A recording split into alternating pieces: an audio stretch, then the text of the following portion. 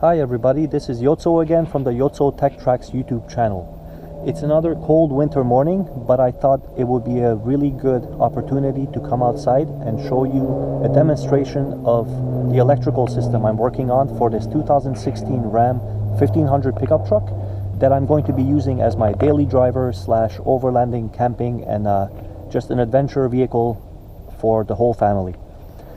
I have a little temperature probe. And just to show you, it is about minus 15 Celsius outside, minus 20 something with the wind chill, so it is not that warm, but it's a good opportunity to show you how the charging system is working with this vehicle. From the factory, this truck, just like many other vehicles on the road, comes with only a one battery, which is adequate, but what I've done differently is I have added another starting battery that is joined together by an electrical solenoid. When the vehicle runs or you crank it over, you're using both of those batteries to turn the engine over. As well as I have one auxiliary battery which is connected to the rest of the vehicle through this C-Tech D250S dual battery charger. The dual just stands for one way to charge that battery is through the alternator of the vehicle, and the other one is a solar input, which I do not have yet, but I'm thinking of looking into that in the near future. To show you a quick view of the setup, let me open the car, pop the hood for you, and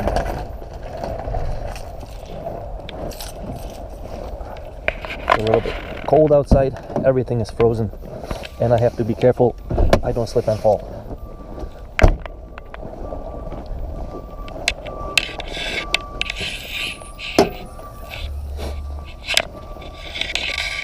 Okay, this is the second starting battery I've added. This was the OEM location for the first one, but since I preferred to add this battery up front, it is a little bit lighter than the original starting battery.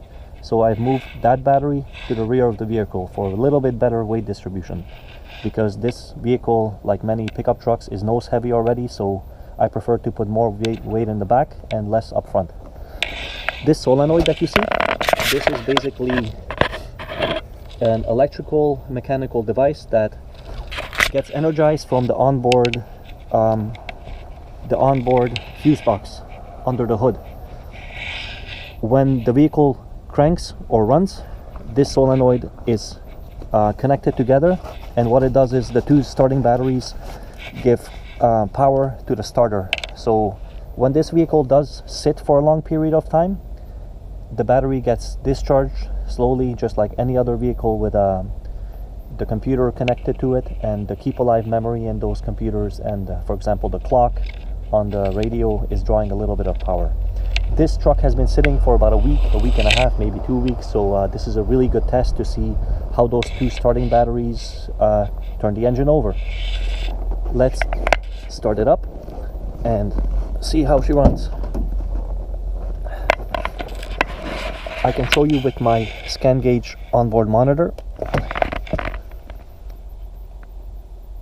The battery for the starting battery is on the top right corner of this device. It's 12 volts, 12.0, so it is not full by any means. My auxiliary battery is currently at 12.0 volts. Let me start the truck up, see how she starts. You can listen to it. Okay, starts up no problem. 1 second until this device wakes up. 14.7, so the alternator is charging both of the starting batteries right now at about 14.8 volts because they are discharged. This is the auxiliary battery, and it is charged again with that C-Tech D250S. This is an intelligent charger, so it's giving that battery exactly what it needs, and it's not overcharging it. It is basically going to charge it to 100% status, which you wouldn't be able to do otherwise, because this truck, like many other vehicles on the road currently, have a smart alternator which doesn't always fully charge the battery, and it does cut out from times because the way it is designed, it is never intended from the factory to have this kind of an electrical setup. This solenoid I cannot show you because it is an electrical device. Right now it is connected together, so the alternator is charging starting battery A and starting battery B, which is in the rear of the vehicle. As you heard and as you can see, the vehicle starts fine, which was my reason for going with 2 starting batteries. I want to make sure if this truck does sit in campsites or overland adventures for long periods of time, I won't be stranded anywhere. I don't have to get a solar input for it. I don't have to get a boost to be able to get this truck going. And in the near future, I'll be going into my camper trailer setup. The vehicle does have a 7-pin connector, so that one auxiliary battery that's in this truck running the refrigerator and all the other accessories, when I plug in my 7-pin connector, that auxiliary battery is going to be joined together in parallel with 2 other auxiliary batteries that are currently in the camper. That camper already has another pair of refrigerators and lights and such, so when this vehicle does drive down the road, for example on the highway, the engine is running, it is charging the 2 starting batteries. This battery charger is going to be charging the auxiliary battery in the truck as well as the 2 others in the camper through that 7-pin connector.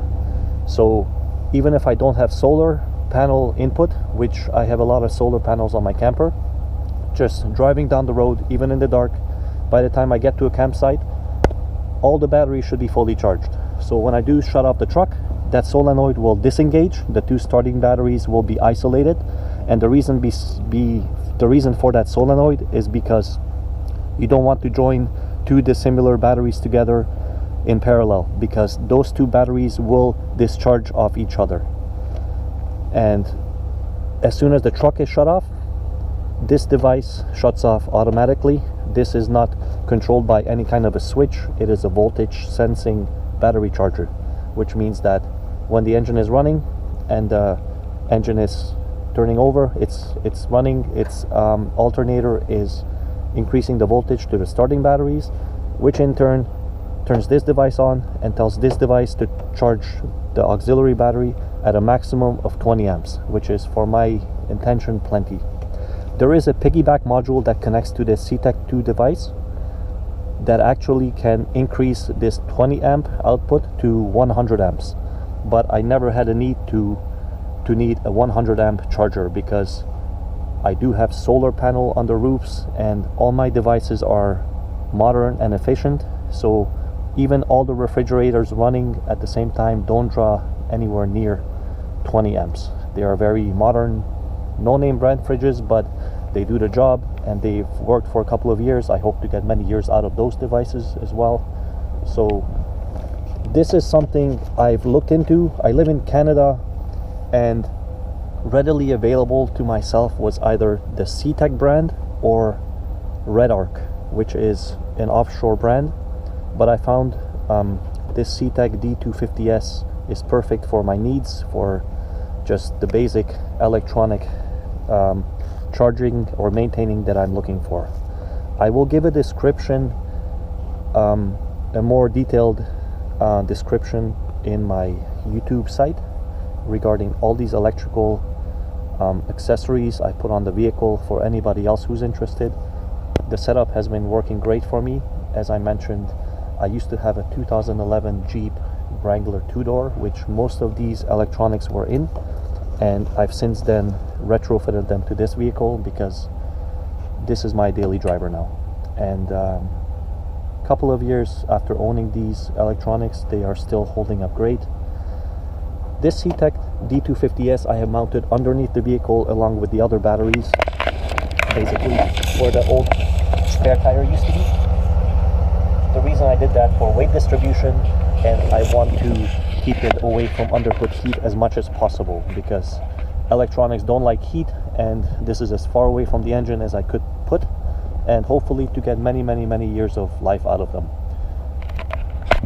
The front battery to the rear battery of this vehicle is connected with, I believe, 0 gauge welding cable, so I don't have too much voltage loss, and I will go into that detail further in the summer, because as you can tell, it is a little bit cold and snowy and icy outside, and I really don't have the time right now to get underneath the vehicle to give you a more detailed view.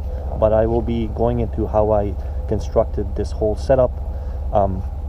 Most of the things are homemade for my projects. I'm not one of those people who spend money if I don't have to. I enjoy making things myself, little projects and gadgets I can make no problem, and I can show other people too how these things are constructed. Maybe this is something that you all are interested in, so let me know if you have any questions or comments. Give it a thumbs up, subscribe if you like. This channel is just getting started, but there's going to be a lot of future updates regarding camping, overlanding, touring, or any kind of outdoor adventure family activities. Thank you all for watching, and I'm going to go inside now because I am freezing. Thank you for watching again, and goodbye.